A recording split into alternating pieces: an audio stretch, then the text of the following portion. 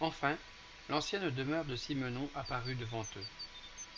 La Richardière constituait un ensemble de bâtiments dont écuries, granges et habitations formaient une enceinte fermée dans laquelle on pénétrait par un porche voûté. La tour, située au milieu de la façade, donnait à l'habitation une apparence bourgeoise et ancestrale. Yves expliqua qu'à l'origine, la fenêtre à gauche de la tour n'existait pas et qu'elle avait été rajoutée.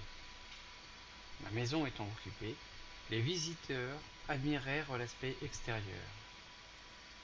Devant le manoir, le champ avait été retourné. Dans la continuité du paysage s'imprimait le parcours du golfe de la Praie. Plusieurs joueurs se distrayaient sans prêter attention aux vacanciers. Dans le fond de l'impasse, un hangar agricole plantait le décor, son utilité échappait aux visiteurs. Et si nous y allions, proposa William. Au coup de vague, répondit Yves. Ce lieu ne ressemble pas aux plages de l'île Maurice, mais il est empreint d'une atmosphère particulière. Je vous le recommande.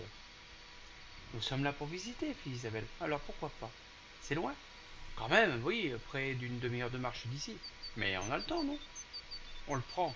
Je vous fais confiance, et c'est si agréable d'avoir un guide comme vous. La troupe se remit en marche et emprunta le chemin bordé d'arbres. Ils longèrent la petite route traversant le sud de Marcilly et arrivèrent devant le panneau où était mentionné le lieu-dit Coup de Vague. Ils se dirigèrent vers le bord de mer, dépassant une maison sur leur gauche. Un labrador belge en sortit et les accueillit en jappant. Il les accompagna et s'amusa avec le ballon des jeunes, tout heureux de rencontrer un compagnon à quatre pattes. Sur l'accotement droit, quelques pieds de vigne marquaient la présence de l'ancienne culture, abandonnée suite à l'épidémie de phylloxéra de 1875. Les canaux d'irrigation ajoutaient au paysage une teinte grise. La mer s'étendait, parsemée de points blancs, présence isolée d'embarcations légères aux âmes en recherche de plénitude.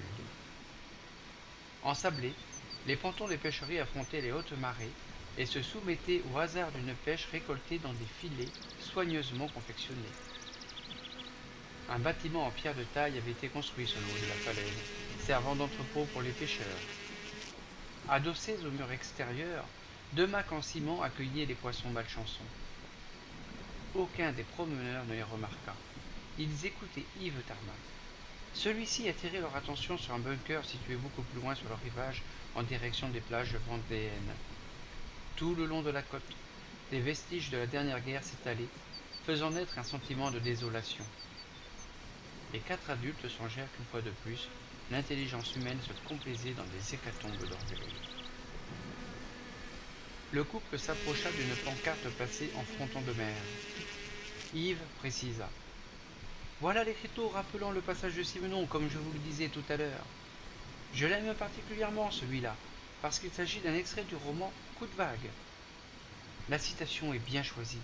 Il parle de la vision de l'île de Ré se dévoilant sur une chape de brouillard, comme si la terre se suspendait au-dessus des flots. J'ai pu observer ce phénomène et je peux vous dire que c'est quelque chose. Derrière la propriété d'où était sorti l'animal, ils découvrirent une centaine de mètres carrés de terre retournée.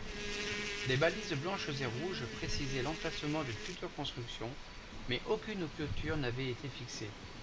Les jeunes et le chien s'amusaient à cet endroit, faisant fi de l'interdiction d'Isabelle. Soudain, le labrador grogna et s'arrêta devant un monticule.